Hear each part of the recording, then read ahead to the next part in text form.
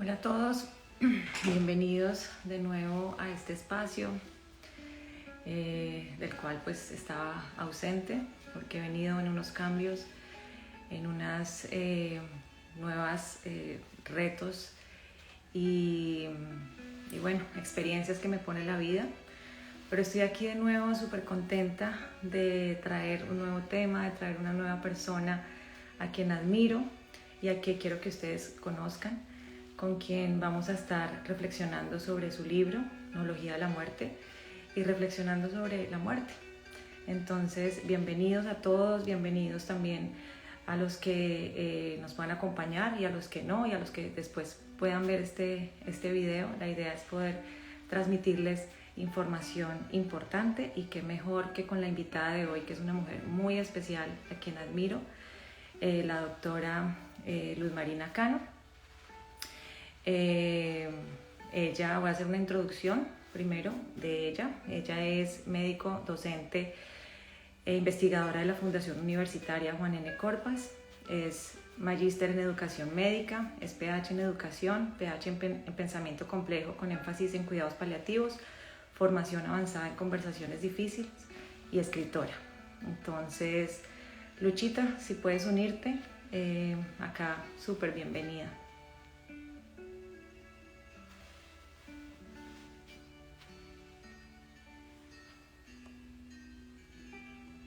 Esperemos a que Luchita me envíe la invitación para poder aceptársela y poder conocer a esta mujer que está detrás de este libro tan interesante.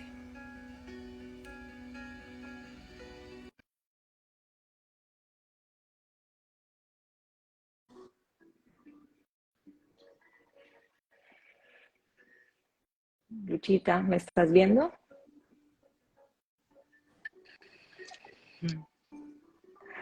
Hola, Luchita. Hola, Elvira, ¿cómo estás? Y hola a todos los que se han conectado a esta hora.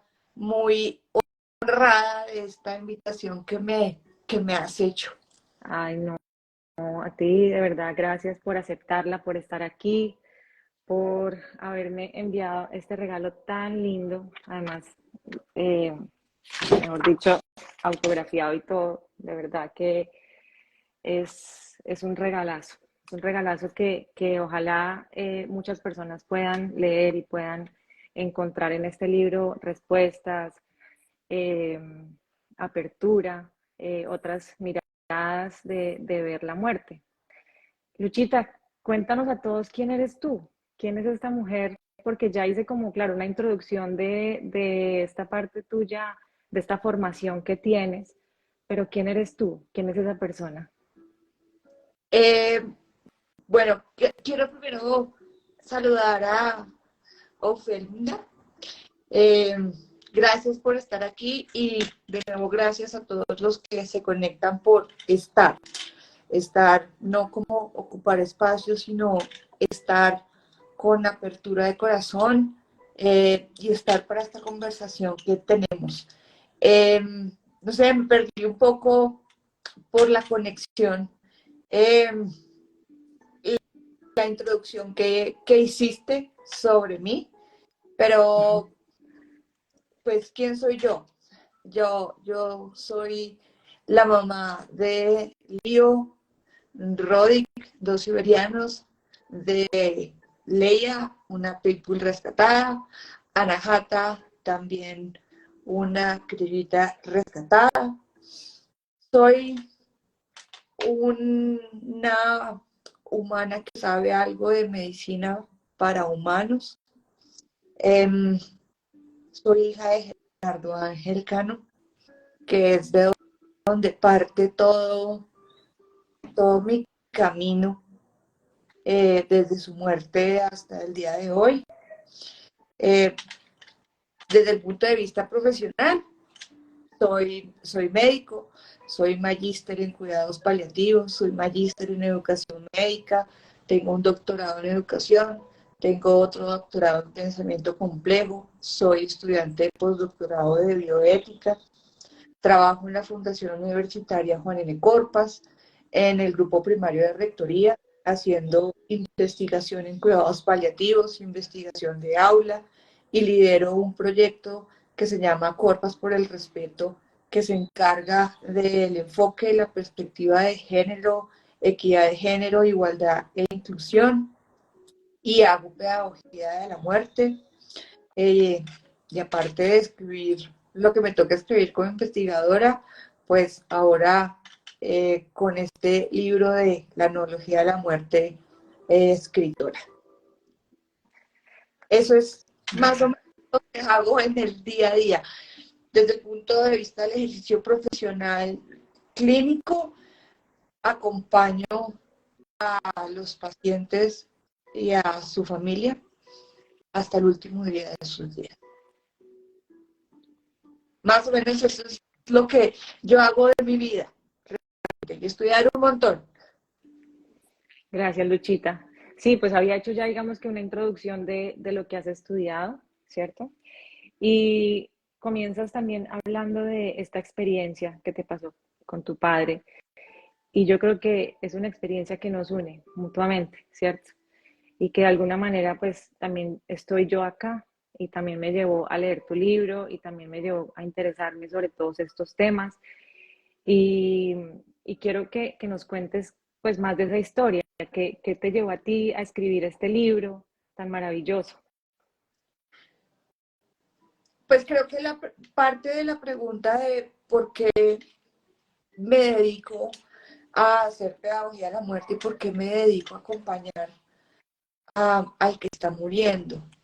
Y tiene que ver con la muerte de mi padre. Mi padre se muere cuando yo tenía 17 años, pero él duró 2 años preparándome para su muerte. Entonces ya a los 15 años, bueno, a los 15 años, ¿qué hace uno? Uno es un adolescente, un preadolescente, quería, pues, hace tanto tiempo, pues uno quería ir al centro comercial, quería ir a los 15 años de sus compañeros, quería ir al cine, quería tener novio, pero bueno, yo estaba leyendo libros sobre la muerte, estaba leyendo libros sobre física cuántica, estaba leyendo libros sobre lo que hay después de la muerte, que yo no entendía. O sea, porque realmente a los 15 años leer sobre esto es robusto y no entendía por qué mi papá lo estaba haciendo. Eh, y lo entendí con su muerte. Entendí que él me preparó para, como lo dice en su carta, porque él me dejó una carta cuando él... Bellísimo. y en la carta él me dice que él está seguro que me va a doler su ausencia, pero que yo no voy a tener rabia, que yo no voy a tener frustración y que entenderé por qué él dio ese paso tan importante y ese acto de amor que fue eh, venir a su casa, venir aquí a la casa a morir. Parte de allí. Eh, Después de eso, un año y medio después, se muere mi hijo Albert. Eh, Empiezo a estudiar medicina y mi papá pues, me deja encargado con mi tío, que fue mi papá también. Y no desde que se muere él, sino desde chiquitas, porque ellos dos eran hermanos.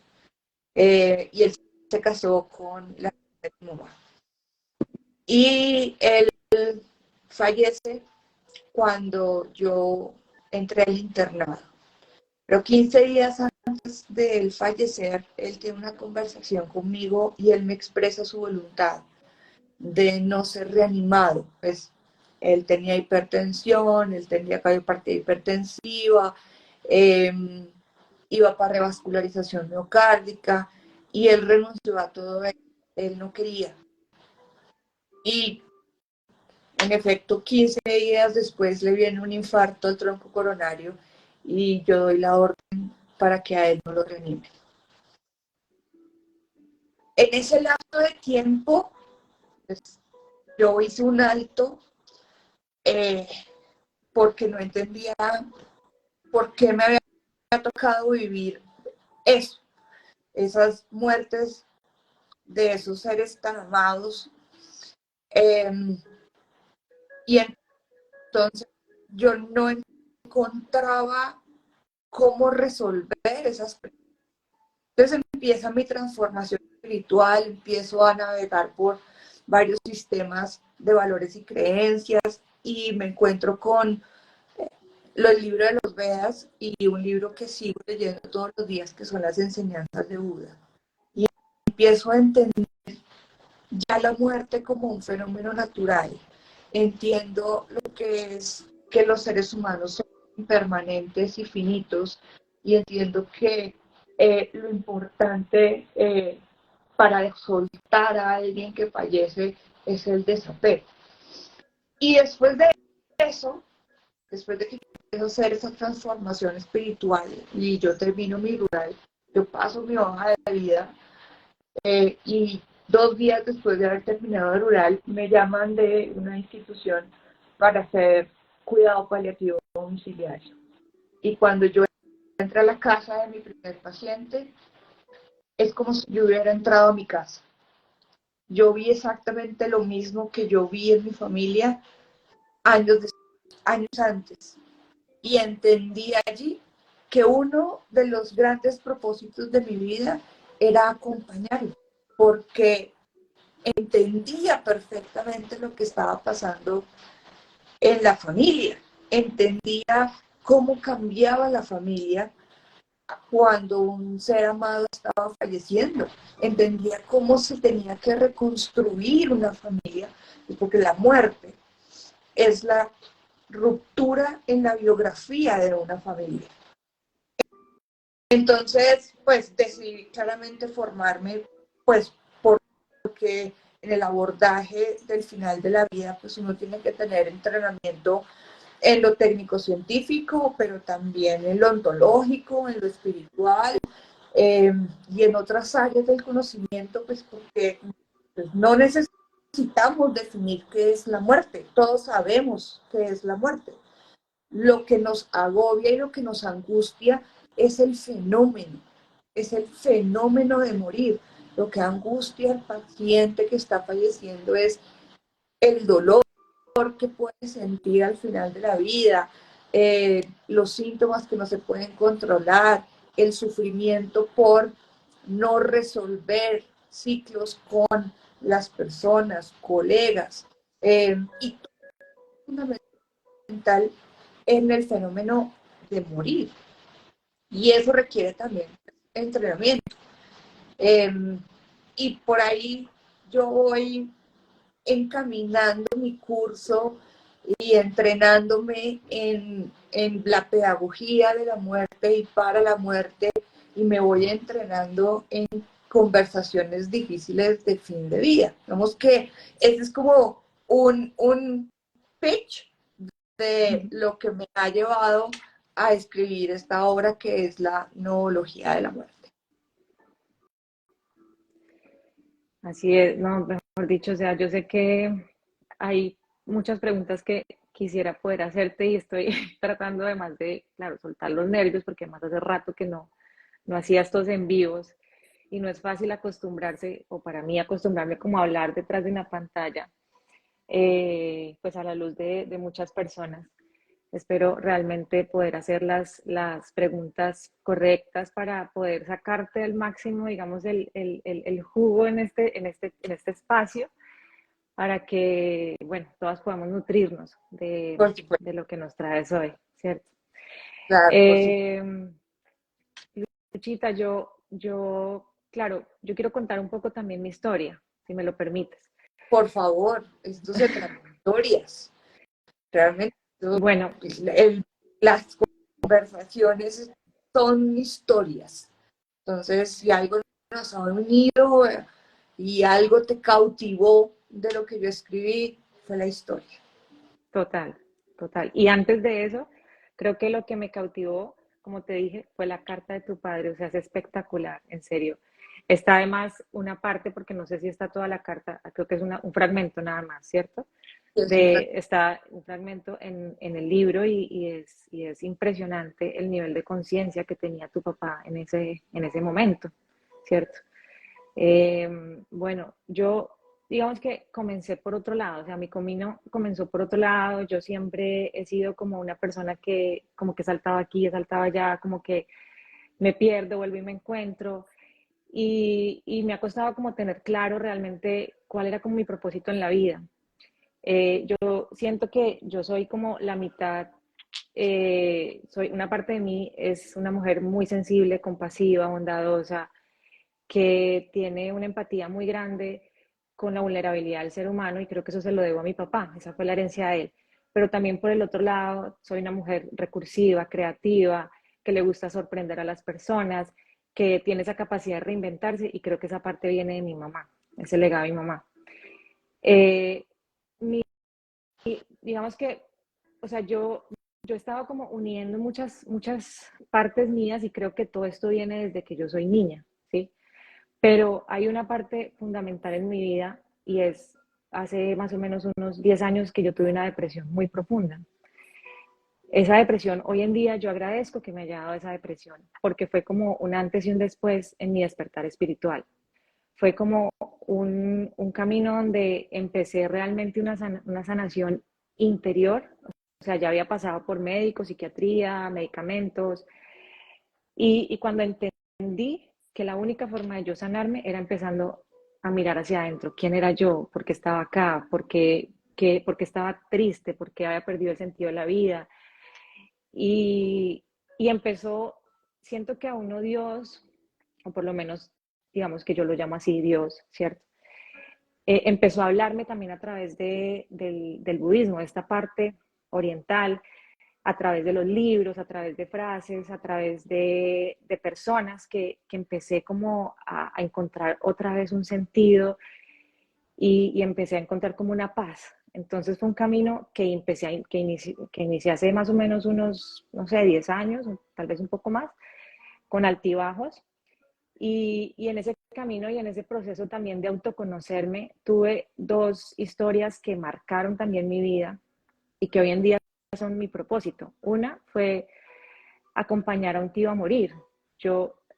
Mi tío muere hace unos años, él tenía también cáncer terminal, muere en la casa de unas tías y como que, digamos que todas tenían un rol para acompañarlo, porque mi tío fue desahuciado, digámoslo así.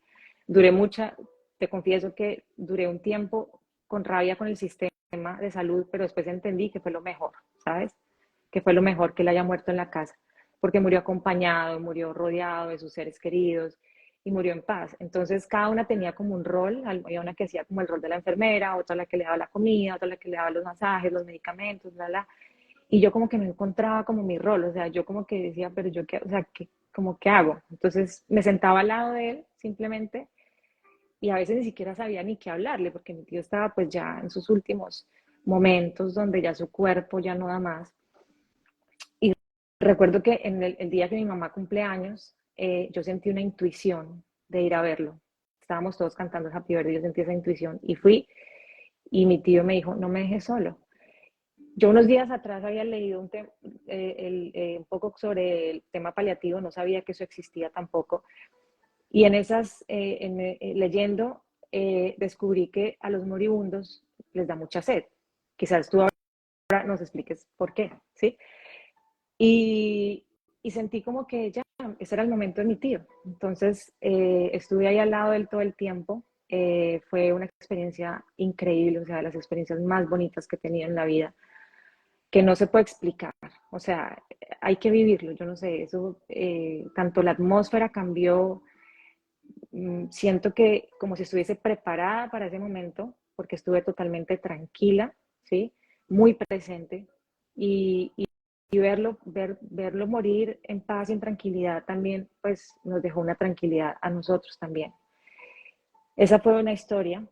Y la otra, pues, es también la muerte de mi padre, que fue ya hace 2 años, más de 2 años, que también marca un antes y un después en nuestro núcleo familiar. Como tú dices, se rompe esa biografía. Eh, era un papá muy, muy amado por todos, un ser humano espectacular.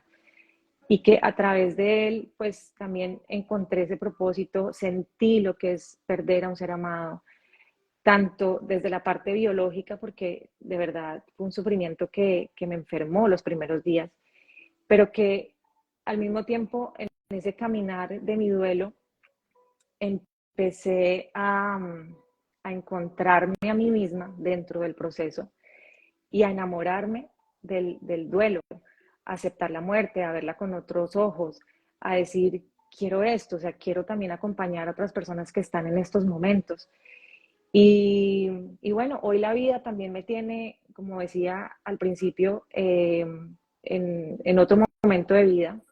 Ahora estoy viviendo pues en otro país y aquí el único camino que he encontrado pues ha sido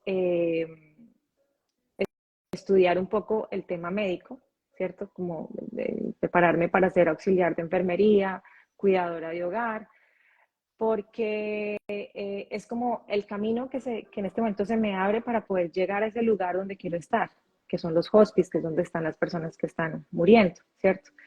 Y pues antes de eso, obviamente, tengo otras formaciones. Tengo formación como coach ontológica, como acompañante en el duelo desde lo transpersonal. Y bueno, tengo otras certificaciones. Y creo que hoy estoy en un momento de vida donde todos esos pedacitos como que se están integrando junto con la mujer que soy, con la mujer, con ese legado que me deja mi papá y mi mamá y con todas las experiencias de vida. Y, y sabes, leyendo tu libro creo que encontré como una esperanza. Y ahí más adelante pues vamos a hablar de eso. Eh, Hay personas que me han preguntado qué es la analogía y yo les he dicho, no, esperen un momento porque si yo les digo, pues se va a perder la gracia. Qué mejor que la experta que nos cuente qué es eso denología de la muerte. Ok, bueno, mira qué linda tu historia, porque yo creo que desde los que estamos en el sistema de salud, nos formamos en cualquier área de la salud, vemos ver morir muchas personas, pero no todos tenemos unas cualidades que a uno acompañar. Y no es que necesariamente todos los paliativistas tengan que haber tenido una pérdida o haber pasado por un duelo. Lo que pasa es que cuando uno llega al cuidado paliativo teniendo esta historia, en, entiende el contexto del otro. La noología es un concepto del pensamiento complejo. Como les dije al principio, yo me doctoré en pensamiento complejo. El pensamiento complejo es un sistema filosófico, es un método, forma de preguntarse sobre el mundo y cómo solucionar el mundo a través de preguntas, a través de poder abstraerse de esa realidad lineal en la que vivimos, en que nuestra vida es ir del punto A al B, desde la complejidad, porque la vida es compleja, los seres humanos somos complejos, pues uno puede ir del A al C, del A al B, del A' al B'. Entonces, el pensamiento complejo le permite a uno abstraerse de esa realidad y ver que los seres humanos somos complejos porque tenemos realidades diferentes que son paralelas. Es decir, nuestras dimensiones de calidad de vida. Tenemos una relación con nosotros mismos, una relación con la pareja, una relación con nuestro sistema de valores y creencias, con nuestro social, con nuestro círculo religioso espiritual. Todos esos son dimensiones de calidad de vida y todas esas se interconectan y se retroalimentan y eso retroalimenta un sistema más grande que es familia y la familia retroalimenta otro sistema más grande que es sociedad. En ese sentido, pues Edgar Morin, que todavía está vivo, que es el padre del pensamiento complejo, tiene una obra que es, que es como la Biblia nuestra, que se llama el método. Y él, en su segundo libro, él empieza a acuñar el término noología para referirse a las ideas. Las ideas, que es el acto de filosofar, que es el acto de pensar, esas ideas se van transformando y van cogiendo forma en nuestras realidades hasta convertirse en corrientes de pensamiento, sistema de valores, teorías, todo el proceso que va desde tener una idea hasta la materialización de la.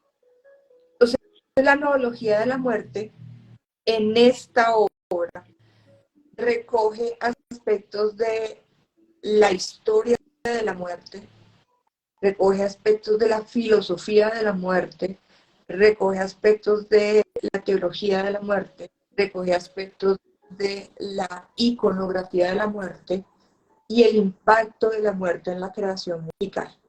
Eso se decanta, eso que yo escribo en los primeros capítulos, se decanta en algo que he estudiado y es cómo nos comunicamos con la historia, la filosofía, la música, la literatura, la poesía, cuando perdemos un ser amado.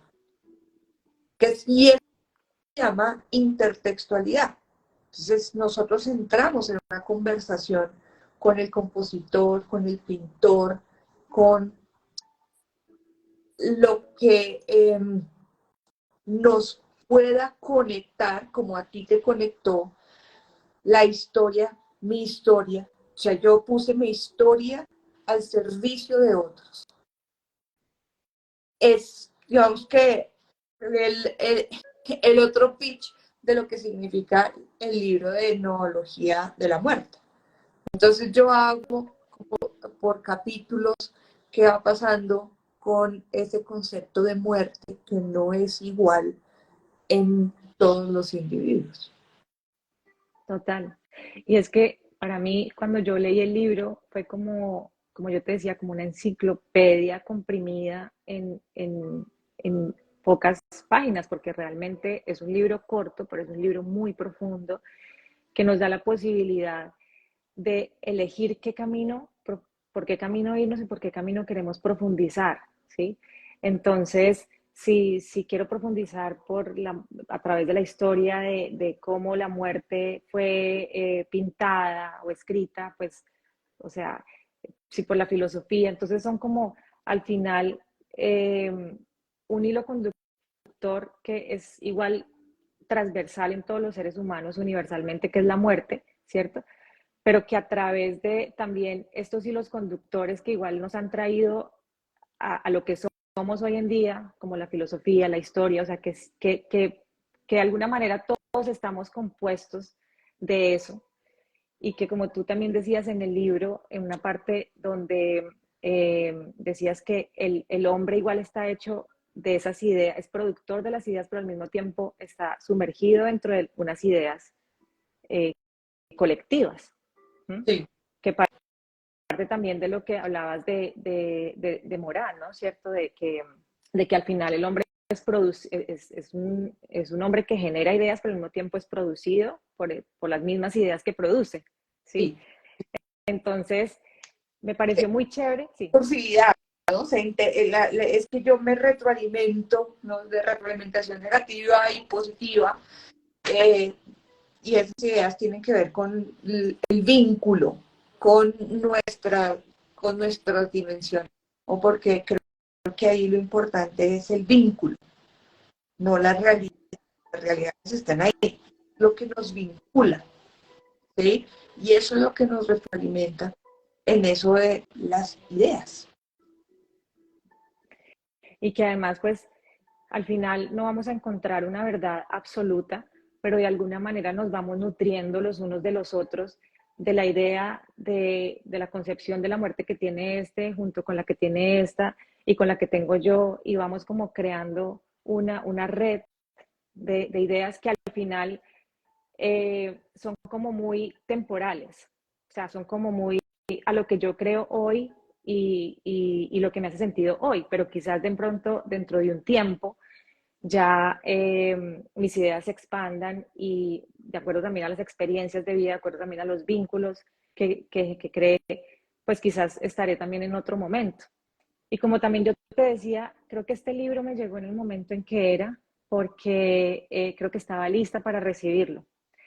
Y asimismo, ojalá también le llegue a muchas personas para que encuentren en él, como decía yo al principio, respuestas, ¿sabes? Respuestas que al final siento yo que todas están acá dentro de todos nosotros, porque el conocimiento es infinito, pero al final ese infinito también está dentro de todos nosotros, esa sabiduría está también dentro de todos nosotros. Sí, creo que también otra cosa que permite lidiarse con la muerte.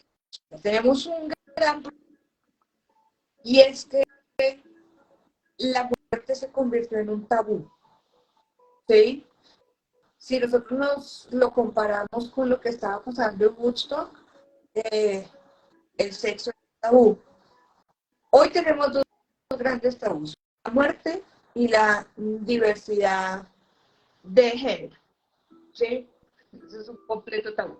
Pero la muerte particularmente es un tema vedado, es un tema vetado de la familia, es un tema vetado de los currículos en salud, que duele decirlo, pero pues los currículos se centran en lo técnico-científico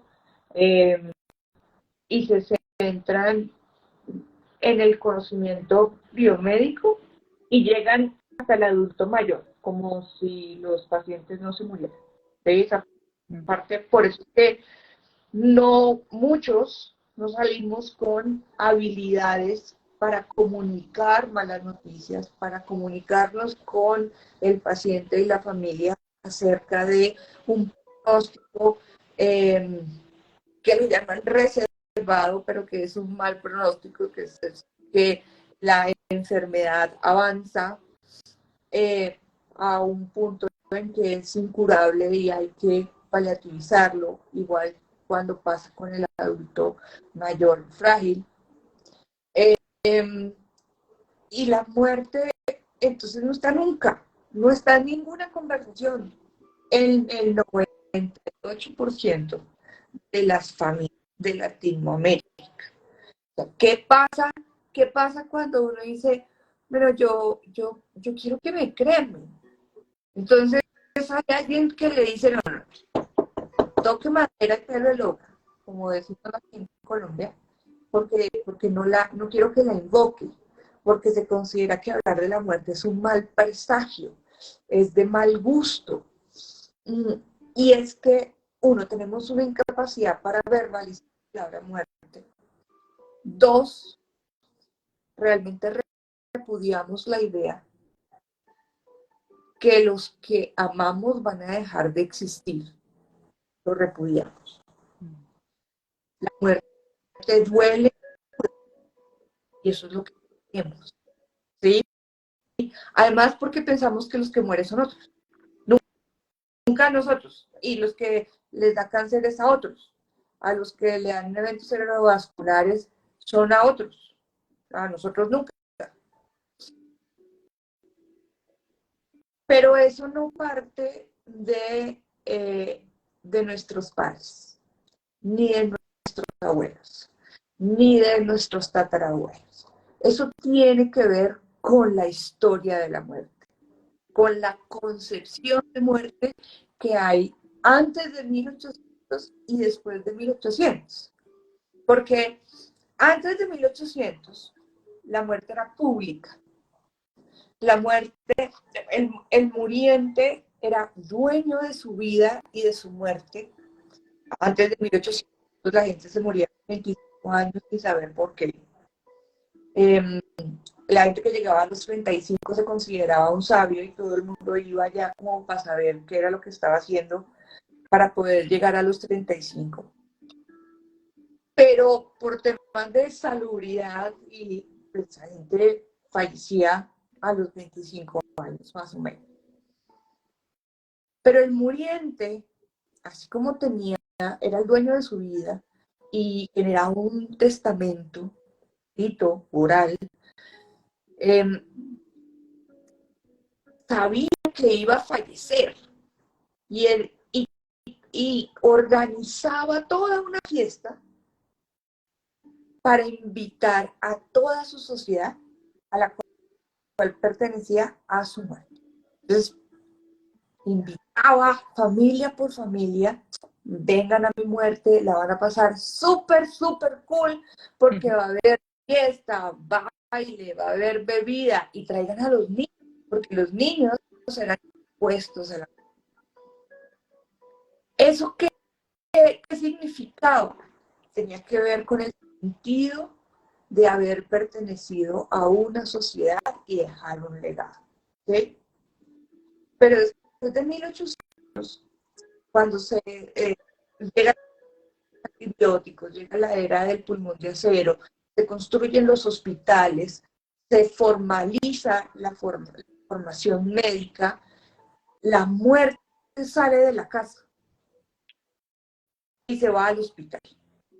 Pero en el hospital estamos pensando, porque ya podemos detectar enfermedades, podemos curar enfermedades, entonces estamos pensando en alargar la expectativa de vida, en cómo curamos, entonces curamos y curamos y curamos, y así se va consolidando el modelo biomédico en curar, curar, curar, curar, y la muerte queda en el limbo, la muerte queda en el limbo. Entonces, si uno, por ejemplo, a Philippe Arié, en la historia de muerte en Occidente, él define eso como antes de 1800 como la muerte domesticada, y después de 1800, cuando la muerte queda libre, corresponde a los médicos, pero los médicos consideran la muerte un fracaso terapéutico, pues se considera la muerte salvaje, que es la que vivimos hoy, que es que tenemos unas leyes muy exquisitas, porque Colombia es uno de los países que más ha progresado en términos de normatividad para salvaguardar la vida al final de la vida. Los pacientes se siguen muriendo en la camilla, rodeados de médicos, enfermeras, terapeutas, pero absolutamente solos con sus sentimientos, con su angustia y con su miedo, privándolos de concretar su proyecto de vida. Entonces la muerte salió de nuestra racionalidad. Ya, por eso es que nosotros no la pensamos. Cuando nosotros nos levantamos, pues no pensamos que va a ser nuestro último día. No. Y cuando uno dice, bueno, yo me voy a conseguir un seguro de vida, y uno dice, pues que estás enfermo, ¿qué? ¿Te diagnosticaron algo? Entonces, no, es que uno tiene que tener un seguro de vida porque es que morirse es carísimo. Aquí o en cualquier parte, morirse es carísimo. Y dice, bueno, pero no te han diagnosticado nada.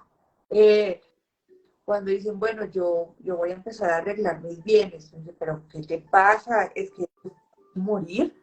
Dicen, no, es que yo necesito estar en vida cuando estoy consciente de repartir lo que tengo y de resolver eso, pues para que cuando me toque, pues la familia no sufra y sepa perfectamente qué hacer. Entonces, toda esa historia, toda esa transformación ha hecho que nosotros no hablemos con la muerte y no nos familiaricemos con ella. Entonces, digo, también lo invita a uno a esa reconciliación con nuestra amiga, hermana, esposa o esposo o neutro, pues, como quieran identificarlo desde la concepción, porque desde la concepción estamos falleciendo. Además, nosotros no tenemos la misma concepción de muerte, porque la muerte, la concepción de muerte, que es una representación semántica que tenemos en el cerebro como una idea, depende del estrato socioeconómico, depende del nivel de formación, depende del campo de formación y depende particularmente y primordialmente del sistema de valores y creencias que uno tenga. Entonces, yo no puedo pensar en Colombia, por ejemplo, que por más que sea el país de la Virgen de Chiquinquirá y del Sagrado Corazón, que todos tienen ese mismo credo. Somos un Estado laico. Nosotros podemos creer en lo que nosotros queremos creer. Y yo no puedo colocar mi sistema de valores y creencias por encima del otro y sin reconocer el sistema de valores y creencias del otro. Porque no es el mío, es el de la familia o el que está muriendo. Y es fundamental conocerlo, reconocer qué es lo que piensa de la muerte y calcula según su sistema de valores y creencias.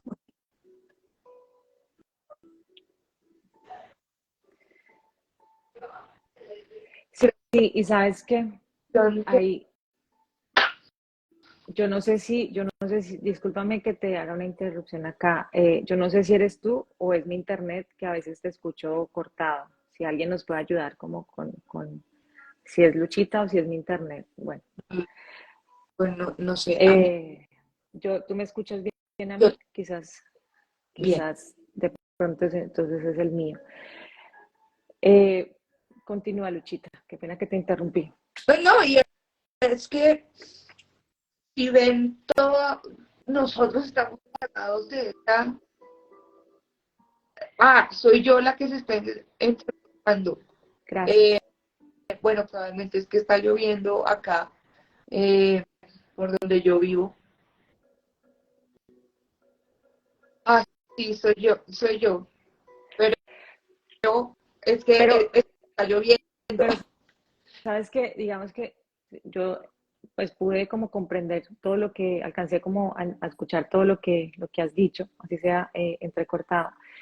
Y mira, quiero como rescatar algo que dices que es súper importante y el tema de las conversaciones difíciles, el tema de que este es un tema que, como tú decías, es un mal presagio, es cultural, es como que no se permiten esos espacios para hablar de eso, pero tenemos espacios para organizar las vacaciones, para planear la fiesta, para planear un montón de cosas, pero nunca nos sentamos como a hablar de estos temas y cuando, por ejemplo, en mi caso trato como de abrirlos, porque para mí son importantes, eh, o sea, mi núcleo cercano pues simplemente tampoco está listo para conversar de esto.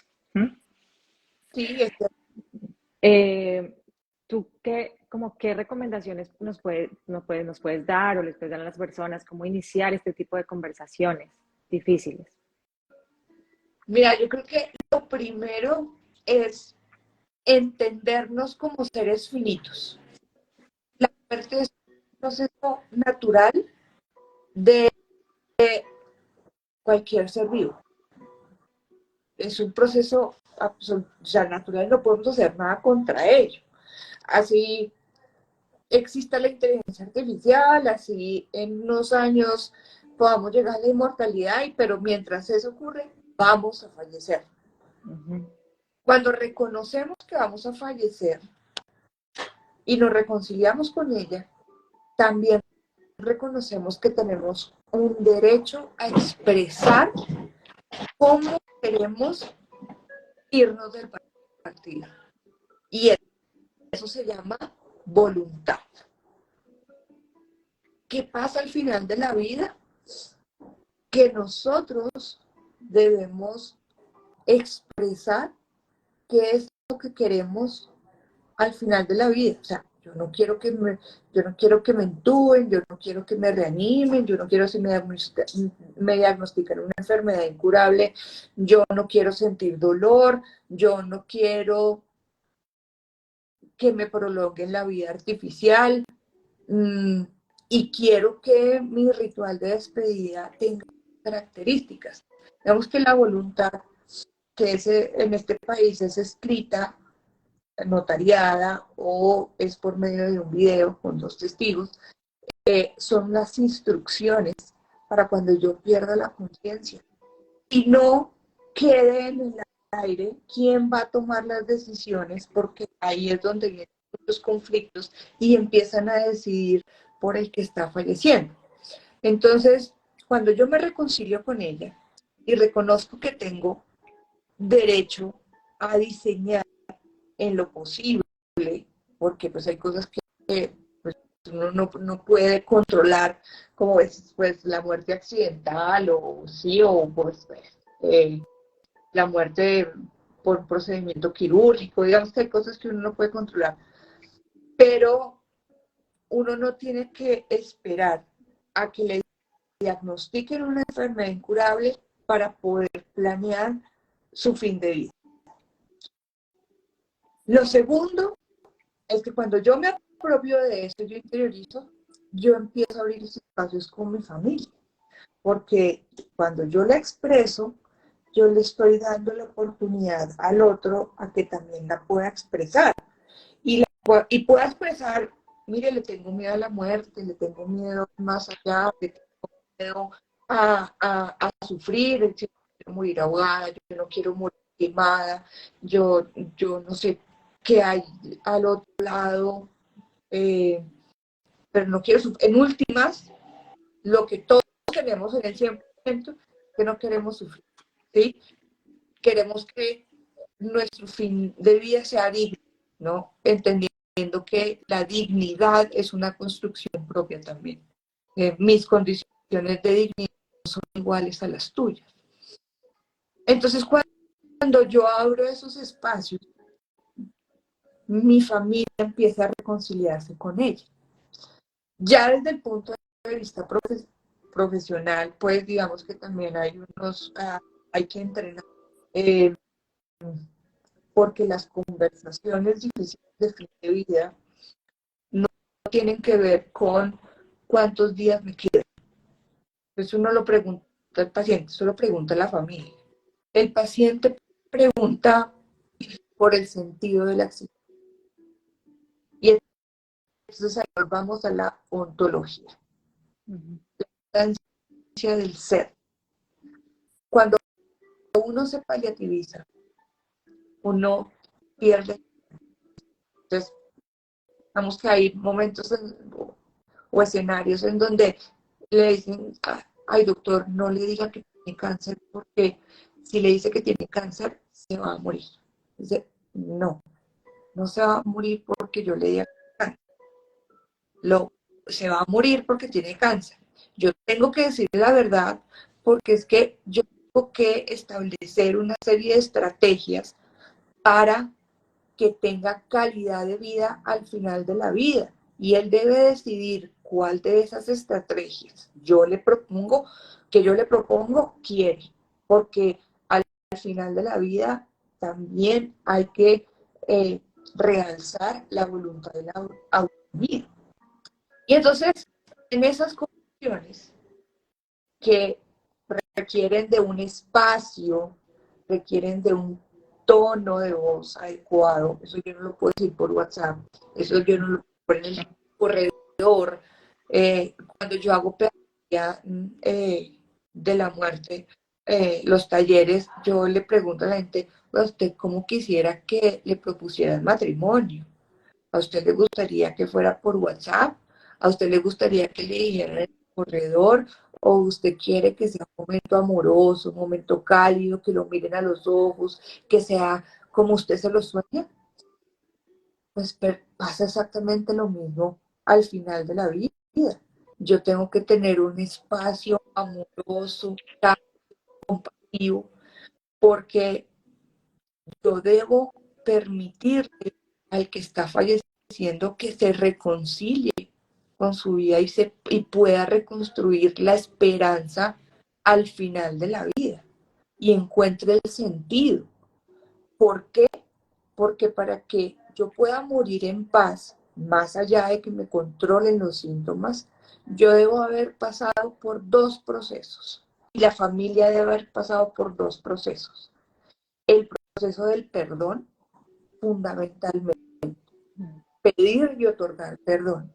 Cuando yo lleno esa canastica del perdón, me paso la canastica de la gratitud. Cuando me agradecen y yo agradezco. Entonces, cuando esas dos canasticas están llenas, yo puedo concretar mi proyecto de vida porque ahí encuentro tranquilidad y paz y me reconcilio y mi sistema de valores y creencias me va a permitir morir en paz.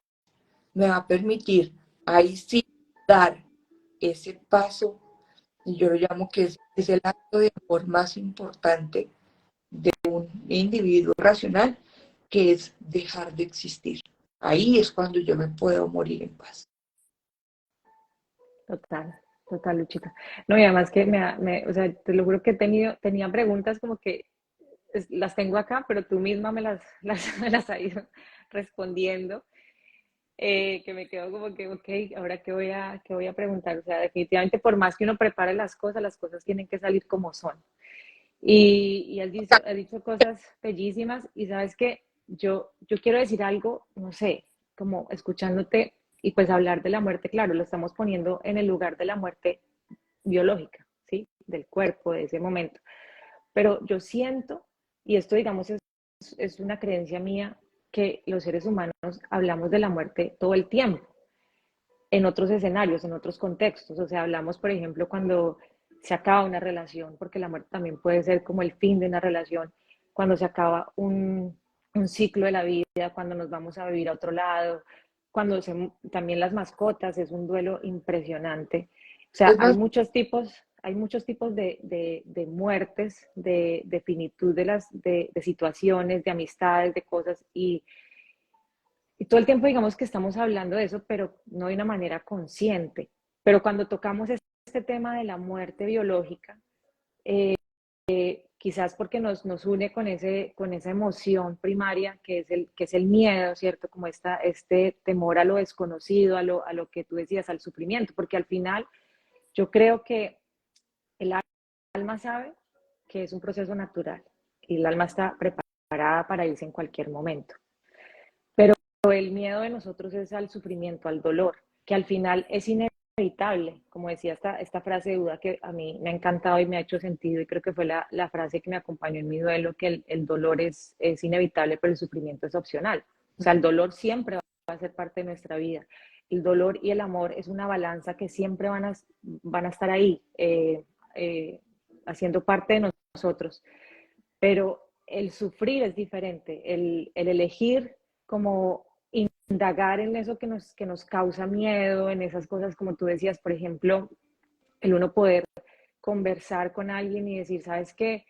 Eh, Perdóname, ¿sí? Te perdono, sin necesidad de estar también cercano pues a estar enfermo, digamos, eso de alguna manera también nos está preparando, porque al final, como tú decías, o sea, es que uno no sabe cuándo se va a morir. ¿Mm? Entonces, es como empezar a tomar esa conciencia y empezar a invitar a la muerte a ser parte de nuestra vida, que igual es parte de nuestra vida, porque es que la muerte y la vida siempre están ahí, desde que nacemos, de hecho, desde que estamos en el vientre de la madre, la muerte y la vida hacen parte de nosotros. claro, además porque es muerte y duelo, ¿sí? Porque todos pasamos desde chiquitos por duelos. Lo que pasa es que reconocemos el duelo o lo asociamos el duelo con la muerte de alguien, pero el fin de cada ciclo genera un duelo. Lo que pasa es que acortamos las fases, ¿no? La ira, la culpa, la depresión, la negociación, la aceptación. Las acortamos. ¿Dónde dónde se abren un poquito más? En las rupturas amorosas, ¿sí? Hay síndrome de corazón roto. Pero, a ver, si se nos pierde la billetera, entramos en duelo, entramos en rabia, entramos en culpa, entramos en negociación, hasta pues que aceptamos que se nos perdió la billetera y tenemos que pues, llamar al banco, bloquear las tarjetas, negociar y volver a empezar. Entonces, todo el tiempo tenemos pequeñas pérdidas que, en teoría, si uno las entendiera como pérdidas, pues entendería que el proceso del duelo lo vivimos también durante toda nuestra vida, cada vez que se acaba un ciclo. Como tú lo dices, cuando salgo del colegio hay un duelo, cuando termino la carrera es un duelo, cuando me voy del país es un duelo, cuando se acaba el matrimonio es un duelo. Entonces, también es reconciliarse para poder gestionar las emociones de la pérdida, porque es que el duelo simplemente es el proceso por el cual pasamos ante una pérdida. ¿Cuál es el problema del duelo? Y es que también hemos distorsionado lo que significa el amor y creemos que el amor es pertenencia, entonces que nuestro ser querido, nuestro ser amado nos pertenece. Es cuando uno escucha a los sobrevivientes, es yo qué voy a hacer, o tú no te puedes morir porque yo qué voy a hacer, yo, ¿sí? Y pues ahí hay que trabajar el proceso del egoísmo, ¿no? Nadie nos pertenece, y de eso se trata, pues, la corriente budista en ese sentido, pues, que es la impermanencia y es el desapego, porque nadie me pertenece, nadie. Exactamente. Y sabes que ahí también es como desde lo ontológico mirar quién soy yo en ese proceso, quién soy yo detrás de ese fenómeno, de ese hecho, porque al final también son mis propias interpretaciones, las propias creencias, todo lo que hablábamos de la no sé cómo decirlo, como interconexión universal, ¿cierto? De cultural, donde de alguna manera pues estamos condicionados a vivir los fenómenos como la muerte de un ser querido, pues de cierta manera. Pero resulta que al final ese proceso se vuelve un proceso personal, porque el fallecido puede ser el mismo, pero los que lo rodean viven el duelo totalmente diferente. O pues digamos que sí, hay diferencias, y hay diferencias porque cada ser humano es completamente diferente. Estamos al final, pero al final estamos otra vez como, ahí digamos que es como el pensamiento complejo, ¿no? Estamos unidos, pero al mismo tiempo somos diferentes, Individuales, sí, son individuales. completamente individuales. Y eso es algo que, por ejemplo, lo decía Heidegger. Él decía, eh, bueno, digamos que en la época de Heidegger y cuando filosofaban sobre la muerte, nunca filosofaban sobre qué pasaba con el sobreviviente. Todos esos filósofos de Heidegger era sobre el yo. Y él decía algo muy cierto, y es que yo no puedo experimentar la muerte con el otro. El problema es qué pasa con mi individualidad. Y es que como somos seres únicos, lo que se muere es mi individualidad. Y lo que tiene que trascender en los otros es lo que yo voy a dejar como legado o como huella, o que yo quiera dejar como que finalmente con el tiempo se va a olvidar. Va a estar a las décadas, va a ser olvidado.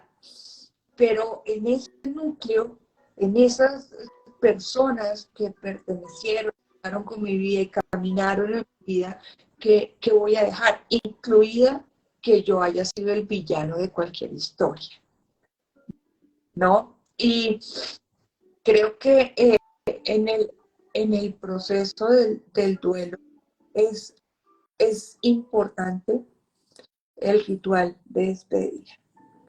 Es muy importante reconciliarnos con el ritual de despedida, porque realmente es lo que nos permite navegar. Yo necesito tener seguridad de que la persona que yo estoy o enterrando o promando o plastinando, como sea, como lo que yo decida, es mi ser querido. Ahora, qué es lo que va a pasar en el duelo, no hay una fórmula para evitar el duelo, no la hay. Porque como tú lo dices, es un proceso de aprendizaje personal. Ahí debe haber un crecimiento personal. Entonces, al final de la vida, con o sin enfermedad, si hablamos desde el punto de vista de la enfermedad es un proceso también de autoconocimiento. Yo aprendo y los otros aprenden de la enfermedad del otro también. Y la muerte es el proceso profundo de autoconocimiento, como sobreviviente. Y probablemente las cosas no van a ser igual. Pero yo voy a mirar en retrospectiva cuál fue la razón por la cual se murió en ese momento mi ser querido. ¿Por qué me cambió la trayectoria? Porque la muerte, como yo lo dije al principio, si es la ruptura de una biografía, pues la familia se reorganiza desde otra forma y toma otro camino completamente diferente. Por ejemplo, yo iba a estudiar medicina en Suiza. Mi papá me tenía todo listo para que yo estudiara en Suiza. Y si yo hubiera estudiado en Suiza, pues yo hubiera estudiado otra cosa, yo no estaría acá. Pero él fallece y entiendo por qué fallece. Y entiendo por qué fallece mi hijo. Y entiendo por qué fallece mi tío. Que yo necesitaba hacer este proceso profundo de transformación espiritual para poder acompañar a las familias en este proceso, para que sea amoroso, compasivo. Nosotros, los que hacemos paliativo, o los que acompañamos el final de la vida, conocemos a las familias en el peor día de su vida, en el peor. Pero cuando los acompañamos, cuando resolvemos todas estas cosas con ellos, el día de la muerte puede ser triste, pero no es el peor día de la familia, porque nos reconciliamos con ella. Entendemos que la muerte tiene muchos colores, que la muerte no es negra, no es oscura, no es fría. Y eso creo que es la mayor invitación del libro y de lo que yo hago como pedagogía de la muerte. Es que la muerte tiene muchos colores y que la muerte debe ser amorosa, debe ser cálida, debe ser tranquila.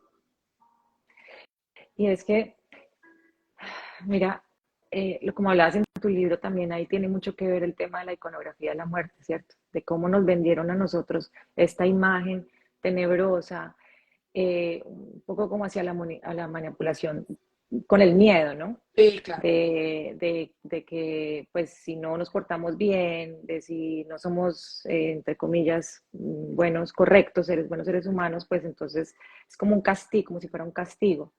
Entonces, pues claro, el tema de las calaveras, el tema de todo esto, pues nos genera cierto temor y siempre está como anclada pues como hacia la muerte y lo que tú decías en algún momento, o sea, es de mal gusto, es un mal presagio, o sea, que alguien llegue a una casa y haya calaveras, pues es como que esta persona está, eso no es lo normal, ¿sí? Pero, por ejemplo, a mí me parece muy interesante culturas como la mexicana, ¿cierto?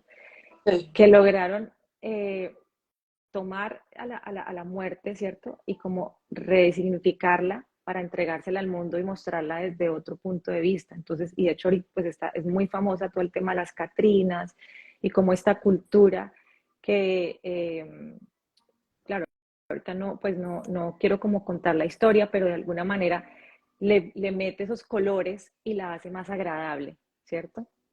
Sí, por supuesto, digamos que es una de las más llamativas, ¿no? Son 5 días en los que ellos hacen ofrendas a todos sus seres queridos, incluidas las mascotas, ¿no? Entonces empieza el 28 de octubre y las ofrendas, el 28 de octubre para ellos regresan las mascotas. Cuando uno se va más atrás en la cultura, porque la Catrina realmente como representación pictórica la hace Diego Rivera, el esposo de Frida Kahlo. Pero ellos tienen una carga ancestral muy importante y es son los 4 paraísos a los cuales uno se va cuando se muere, ¿no? Y esos 4 paraísos, pues, es paraíso, realmente. Allá no hay esta cultura judeocristiana de castigo, cielo, de El castigo, purgatorio. y si te quedas en el purgatorio o si te portaste bien vas al cielo. Para ellos no, ellos son paraísos. Y los 4, y bueno, digamos que podríamos hablar otra hora más de lo que significa particularmente la cultura mexicana. Eh, Y es que mira, para retomar, digamos que todo esto que hemos hablado, porque son como caminos, ¿no? Caminos que nos podemos ir por ahí o nos podemos ir por la parte biológica y al final de eso también se trata tu libro, ¿cierto? Como de crear esa interdisciplina, es que son palabras nuevas para mí también, esa interconexión, ¿cierto? Y cuando hablas de la interdisciplina, que era lo que yo hablaba también al principio, a mí me creó una esperanza, Luchita. ¿Sabes? Porque creo que también es una apertura para que personas como yo, que quizás no tengo esa formación médica, pero que tengo toda la voluntad y todas las ganas de poder estar ahí, de ser parte de ese equipo, pues poder pertenecer también a esos lugares para poder acompañar a los moribundos, ¿cierto?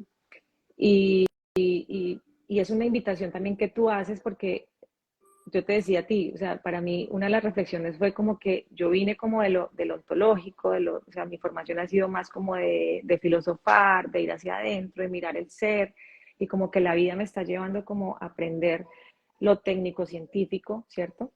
Pero tú invitas a tus estudiantes y a tus colegas a abrirse, ¿cierto? O sea, ya tienen esta parte, entonces ahora ábranse a lo humano, ábranse a lo espiritual. Y algo que me encantó también que tú dices y es, es ponernos en ese momento del tú a tú, no el médico que está por encima del paciente y la familia, sino el ser humano con el ser humano. es que eso es, todo el mundo cree que el médico está aquí arriba y que el paciente tiene que mirarlo, porque el médico es el que tiene, y no, el médico no tiene la verdad. Porque en últimas la verdad absoluta no existe. Lo que hay es un desenlace.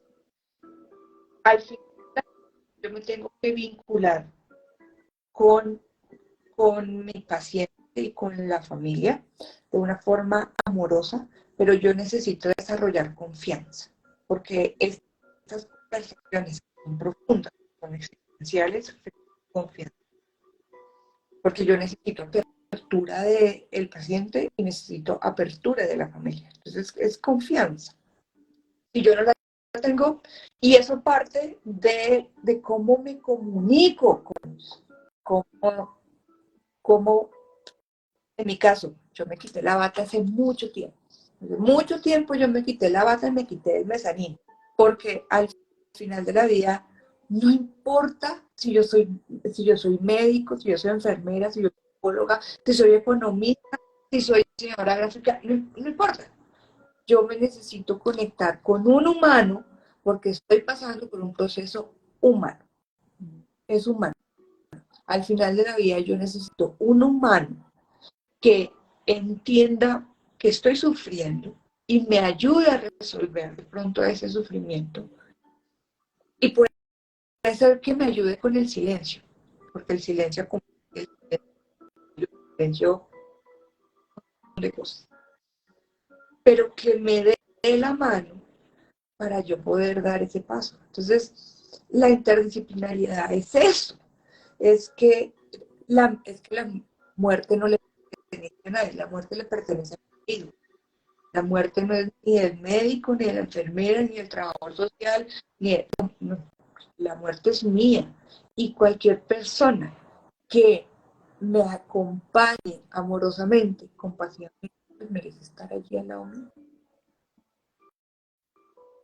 Así es, Luchita. Y sabes, yo creo que aquí podríamos seguir hablando de este tema porque además es un tema que a las dos nos gusta muchísimo. Y no sé si de pronto las personas que están en este momento quieran hacerle una pregunta a Luchita. Yo sé que han comentado cosas, lo que pasa es que no las he leído porque no he querido interrumpirte, eh, pero si alguien quiere generar hacer alguna pregunta, pues también es bienvenida. Pero para ir cerrando, Luchita, eh, no sé, se me viene esta pregunta y es, si mañana tú fueras a morir, ¿estarías lista y qué te llevarías? Es muy chistoso que me hagas esa pregunta porque, ¿sabes? Yo como empiezo mis conferencias Ujú. con una diapositiva que dice, hoy es un buen día para morir. Eh, Así yo empiezo. Y hoy es un buen día para morir. Yo puedo ir hoy tranquila porque he concretado mi proyecto de vida. He hecho de mi vida lo que he querido, he llegado a donde he querido llegar, he vivido intensamente los momentos buenos, malos y feos del partido. Eh, entonces, digamos que yo todos los días, cuando me voy a dormir, yo hago un checklist lo que hice y lo que resolví, porque desde la perspectiva budista, cada vez que yo me acuesto a dormir, muero, porque mañana es otro capítulo. Sí, amanezco yo. Qué Yo lindo. no nada, yo realmente no me llevo nada. Eh, ¿Qué dejo? Lo que he podido hacer cuando le toco el corazón a alguien. De alguna manera, no necesariamente es el final de la vida. Eh, Simplemente cuando le puedo tocar el corazón a alguien. Eso es lo que puedo dejar. Además porque tengo mi voluntad lista. O sea, mi voluntad está lista desde, bueno, hace unos años yo tuve una lesión importante en la columna y me compliqué eh, y yo renuncié a entrar a la UCI, yo renuncié a la intubación orotraqueal, a los procedimientos invasivos, yo renuncié a todo y pues que no, yo me siento esperar la muerte. Eh, entonces mi voluntad está lista. De hecho, hace unos 4 años el tiempo publicó mi voluntad anticipada y es que yo tengo como unas instrucciones y es que yo antes de entrar en agonía, eh, yo me voy a poner una dosis de silovicina. La silovicina es un hongo eh, que produce un trance psicodélico y eso es lo que yo quiero antes de entrar en la agonía, entrar en ese trance psicodélico para irme del partido y volver, porque pues, los budistas creemos en la reencarnación. Luchita, mira, acá hay una pregunta que la hace Ofelminda. Dice, Doc, ¿la muerte en los niños se aborda similar a lo que hemos hablado hoy? No, no. Eh, los niños tienen una concepción de muerte diferente a la nuestra, que somos adultos. Los adultos la hemos racionalizado, la hemos envuelto en toda una serie de ideas que tienen que ver con nuestro sistema de valores y creencias, todo esto que hemos hablado, los niños no. Ahí, y lo digo yo como un paliativo, yo creo que uno tiene que entrenarse de una forma diferente para cuando un niño, una niña, un niño vaya a fallecer, porque ahí hay un trabajo muy importante con los padres. Y el trabajo más fuerte es con los padres, porque los niños terminan enseñándole a uno más de la muerte que el mismo adulto. Entonces, puede que desde lo técnico científico sea similar, pero desde el fenómeno de todo lo que pasa alrededor de la muerte de un niño, porque más tenemos la percepción de que los niños no deberían morirse. Eh, entonces se aborda de una forma diferente con un equipo entrenado en cuidado paliativo pediátrico. Y es que, sabes que eso es uno de las creencias que desde mi experiencia de acompañamiento, cuando alguien ha perdido un hijo, es como que la creencia de que los padres se tienen que ir primero que los hijos. Entonces, resignificar esa creencia y para un papá entender que es algo natural, es una liberación de sufrimiento. Claro, por eso digo, el trabajo más fuerte es con los padres. Nos la hemos racionalizado tanto que creemos que los niños no merecen morir. Creemos que el orden es que los papás se mueran primero que los niños. Eh, igual, la muerte, por más que lo reconciliemos con ella, pues la muerte no viene en ningún momento. Es así. Para la gran mayoría la muerte viene bien. Cuando tú preguntas, ¿usted cree que hoy es un buen día para morir? El 99.99%. Todavía hay cosas por hacer, porque creemos que tenemos tiempo, ¿no? Entonces es el tema de la procrastinación, ¿no? Y como dice Byung-Chul Han, perdido la capacidad de disfrutar el aroma del tiempo y del eros. Es decir, hemos perdido la capacidad de amar libremente y considerar el amor como una fuerza creadora. Y sabes que eso que dices es hermoso porque al final el duelo creo que es uno de los aprendizajes más lindos, o por lo menos en mi caso yo lo viví y es que yo me acuerdo que en alguna parte yo escribí, yo sabía que yo amaba a mi papá, pero no sabía que lo amaba tanto. Es como que ese amor se intensifica y el duelo, cuando nos conectamos con el amor, cuando empezamos a conectarnos como el para qué también de esta experiencia que nos regala la muerte de nuestro ser querido, es cuando empiezan a abrirse posibilidades. Y desde ahí vemos, por ejemplo, que nacen fundaciones, libros, eh, nuevos artistas. Creo que yo nunca fui tan artista en mi vida como cuando yo sentí que perdí el sentido de la vida, por ejemplo. ¿Sí? En esa época, cuando empecé a conectarme de nuevo con la vida, yo creo que nunca me había sentido tan artista como en ese momento.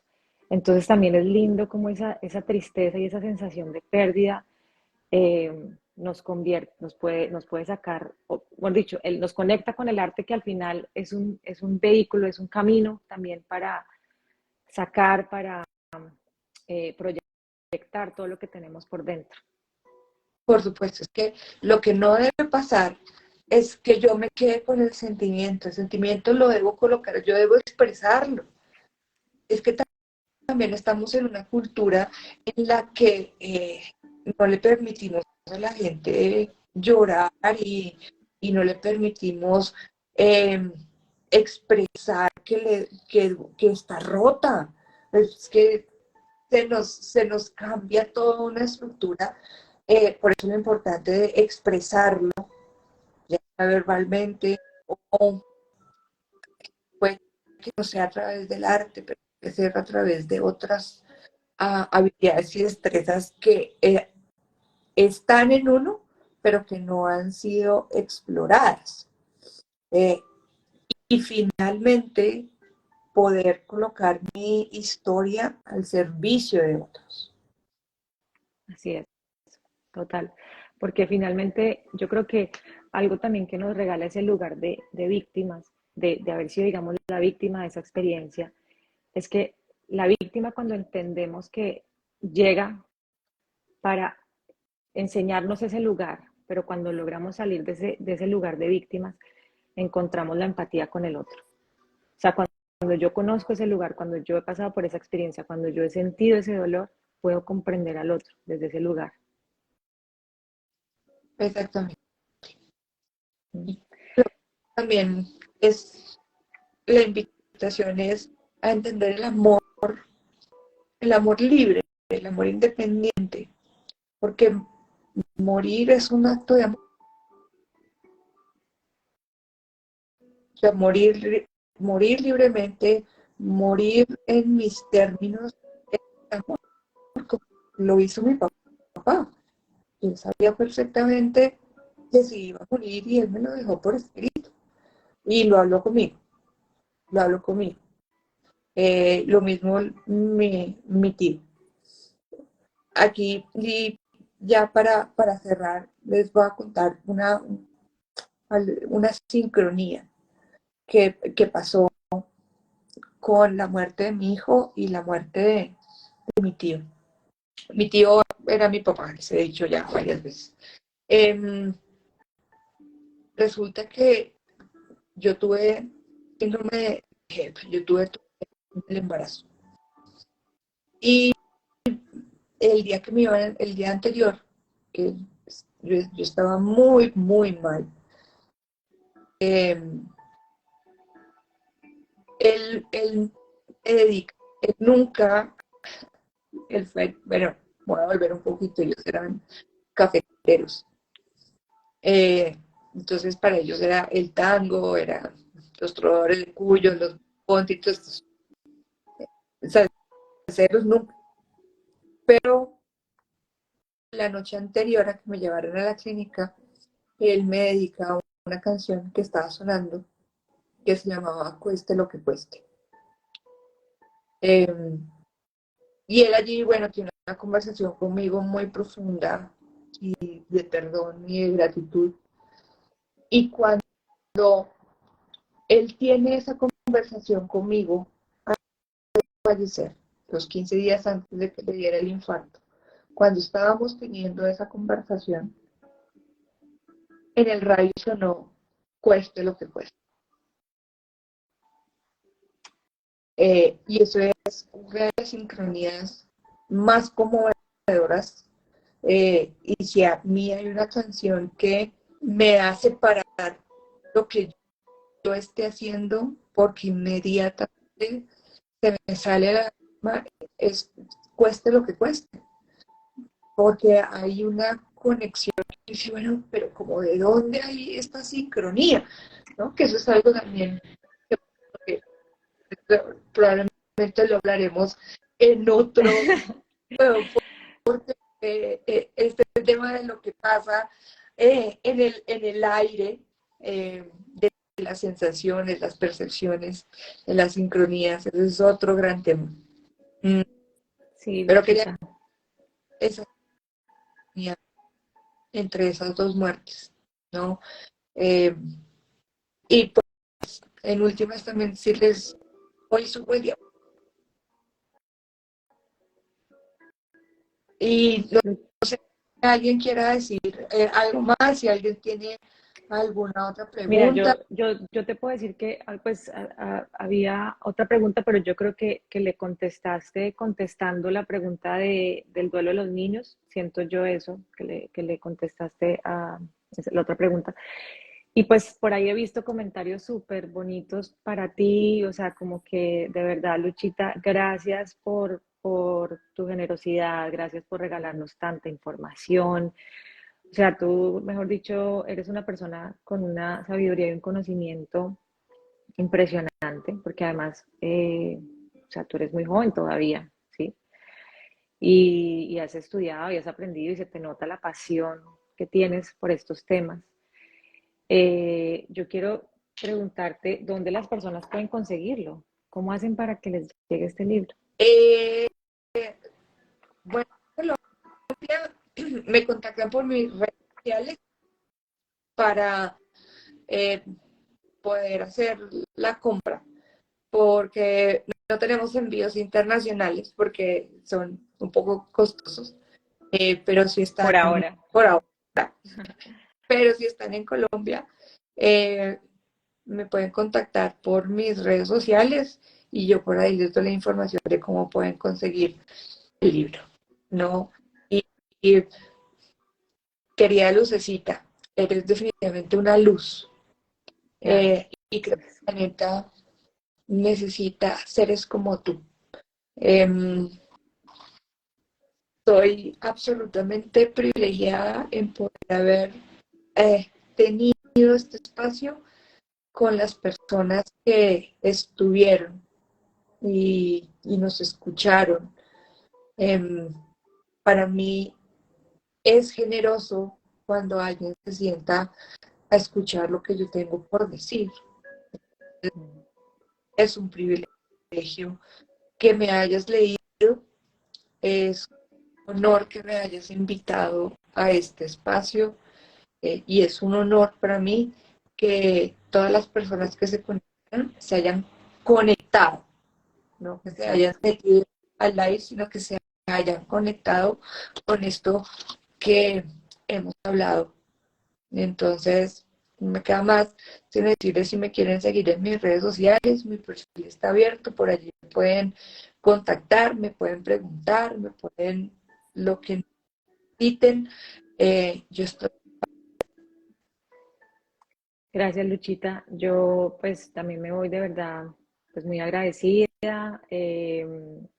Sigo reflexionando sobre la muerte porque al final, y esa frase también la tomé del libro, reflexionar sobre la muerte también es reflexionar sobre la vida.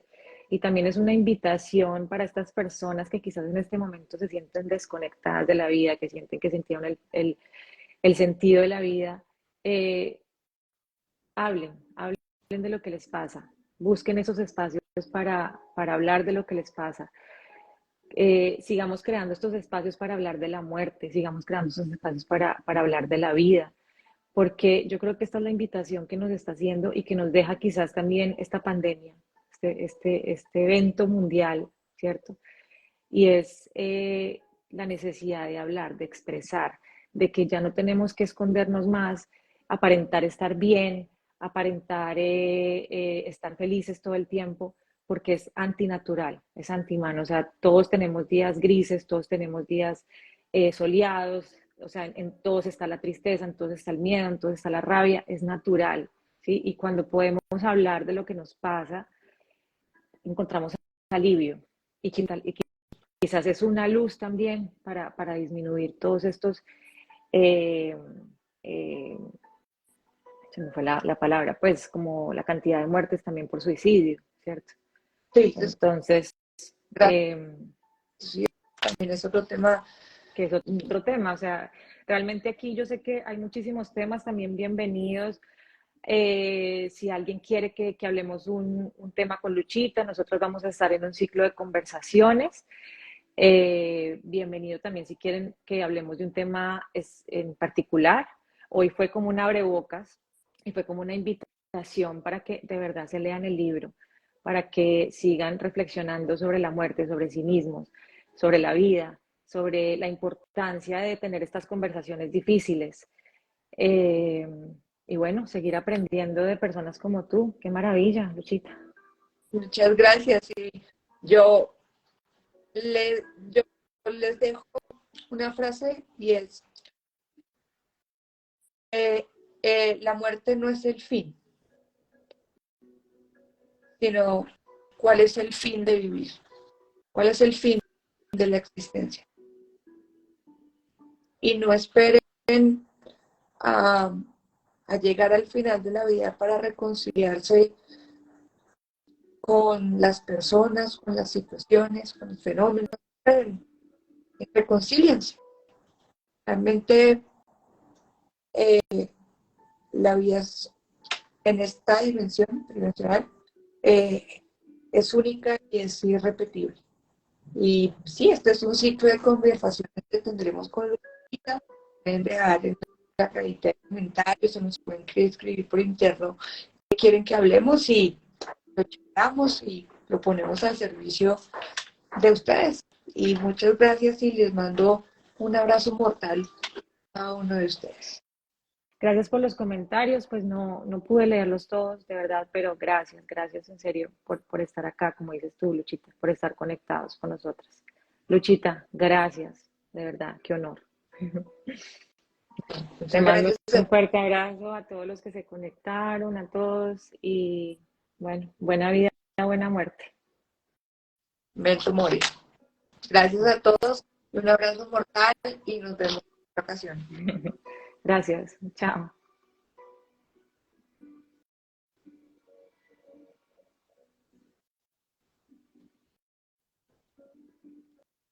¿Cómo apago el video?